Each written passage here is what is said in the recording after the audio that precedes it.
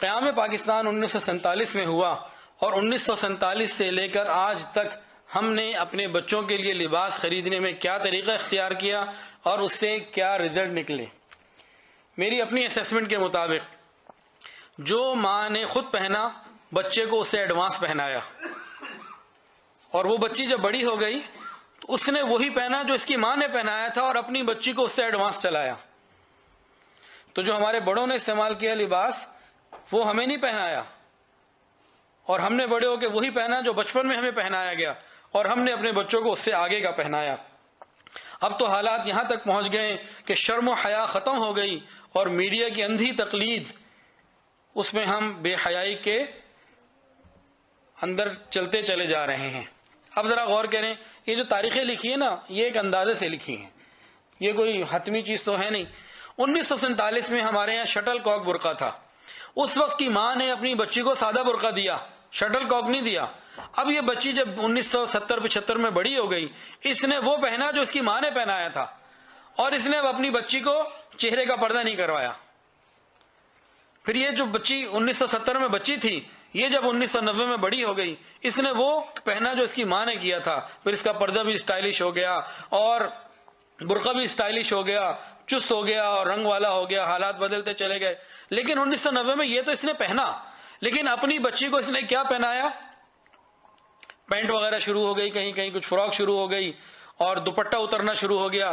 یہ برقع تو اتر ہی گیا، دوپٹہ آ گیا. اب یہ والی بچی جس کو اس کی ماں نے برقع ہی نہیں پہنایا، دوپٹہ پہنایا، جب یہ بڑی ہوئی اس نے پھر برقع نہیں پہنا، اس نے دوپٹہ ہی پہنا اور اپنی بچی کے سر سے دوپٹہ بھی اتار دیا. چھوٹی گود میں بچی دوپٹہ اتار دیا، 5 سال 10 سال کی بچی دوپٹہ اتار دیا. یہ وہ بچی جو بغیر دوپٹے کے پروان چڑھی، جب یہ بالغ ہوئی تو اس نے خود نہ برقع تو دور ہو گیا، دوپٹہ بھی نہیں پہنا، اور اپنی بچی کو پھر اس نے آگے اسکرٹ اور ان چیزوں پہ لگا دیا. اب یہ بچی آج بڑی ہو چکی ہے جو سلیو لیس پہن رہی ہے، جس کے ٹخنے ننگے ہیں اور آدھی پنڈلی تک جا رہے ہیں، جس میں پیٹ بھی بعض مرتبہ نظر آ رہا ہے، کمر بھی نظر آ رہی ہے، کھلے سینے ہیں، چوڑے سینے ہیں. آج ہم اپنے بچوں کو کیا پہنا رہے ہیں؟ آج ہم اپنے بچوں کو اسکولوں کے سامنے جا کے دیکھ لیجئے، کسی بھی اے لیول او لیول اسکول جو پرائیویٹ اسکول ہیں، ذرا سامنے جا کے دیکھ لیجئے کیا حال ہے. ایک خاتون نے بتایا انہوں نے باقاعدہ ریزائن دے دیا، یہیں لاہور کے ایک بڑے اسکول میں پڑھاتی تھی. انہوں نے ریزائن دے دیا کہ جی مجھے 22 سال 20 سال ہو گئے، پہلے بچیاں نقاب میں آتی تھیں، چلو نقاب نہیں تھا، بڑی چادر ہوا کرتی تھی، کہتی ہیں آج جس حالت میں وہ آتی ہیں مجھے شرم آتی ہے، میں نے ریزائن ہی دے دیا، گھر بیٹھ جاؤں. آج ہم بازاروں میں جائیں، ماڈل ٹاؤن لنک روڈ جائیں، لبرٹی جائیں، انارکلی جائیں، بچیوں کے کون سے لباس ہیں؟ نیکر بھی ہے، سلیو لیس تو ہے ہی ہیں، اور آدھے جو ہیں وہ سینے اور آدھا کمر نظر آ رہی ہے، اور اگر نیچے سے دیکھیں تو گھٹنے تک ننگے ہو گئے، گھٹنے تک ننگے ہو گئے.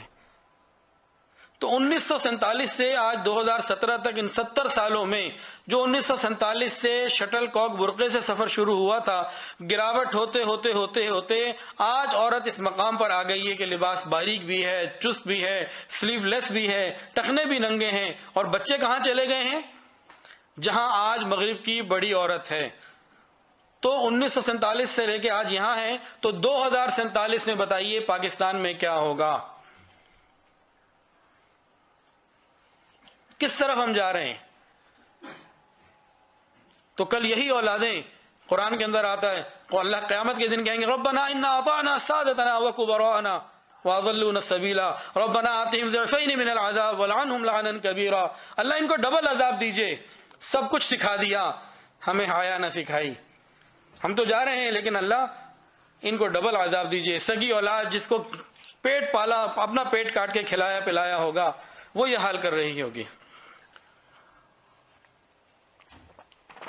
اب یہ بھی میرے دل ہی کی ایک بات ہے، کچھ عرصہ پہلے ترکی جانا ہوا تو وہاں توپ کاپی میوزیم میں مختلف لباس تھے. حضرت حسن رضی اللہ عنہ کا بھی تھا، اور بھی تھے، فاطمہ کے تھے. تو وہاں ایک سیکشن تھا جس میں ترک بادشاہوں کے لباس تھے، ان کو خلفاء کہہ لیجئے، بادشاہ کہہ لیجئے. تو جو مجھے یاد ہے وہ سنا رہا ہوں، اور وہاں جو میرے ساتھ لوگ تھے اسی وقت اللہ نے دل میں ڈالا ان ساروں کو پوائنٹ آؤٹ بھی کیا. پھر ہمارے ایک ساتھی ہیں فہد صدیقی، آج نہیں آئے، وہ جب وہاں گئے تو میں نے ان کو کہا کہ تم ترک توپ کا بھی جب جاؤ گے آپ تو اس کو دیکھنا اور نوٹ کرنا کیا میں صحیح کہہ رہا ہوں یا میری اپنی کوئی پاگل پن ہے۔ لوگ تو کہتے ہیں علماء کو پاگل ہیں، دقیہ نوسی ہیں، چھوٹے دل والے ہیں، آپ تو پڑھے لکھے لوگ ہو، ذرا آپ ذرا دیکھ کر آؤ۔ تو مجھے وہاں یہ ملا بادشاہوں کے لباس سے 1500 عیسوی، 1600 عیسوی، 1700 عیسوی، 1800 عیسوی، 1900 عیسوی، یہ سب مختلف 100 سال کے فرق سے نا، مختلف صدیوں کے لباس سے۔ تو وہیں حضرت حسن رضی اللہ عنہ کا لباس آج بھی لگا ہوا ہے۔ تو جو شروع کے تھے نا 1500 کے، ان کے لباس ان جیسے تھے جیسے حضرت حسن کا لباس تھا رضی اللہ تعالیٰ عنہ۔ 1600 والے، اب میں اندازے سے تاریخیں بتا رہا ہوں، جو اس سے 150 سال آگے کی تاریخیں تھیں، اس میں لباس کے اندر کچھ رنگ آنے شروع ہو گئے، اور آگے چلے گئے تو لال رنگ اور اس کے اوپر جناب پھول بنے ہوئے جیسے عورتوں کے ہوتے ہیں۔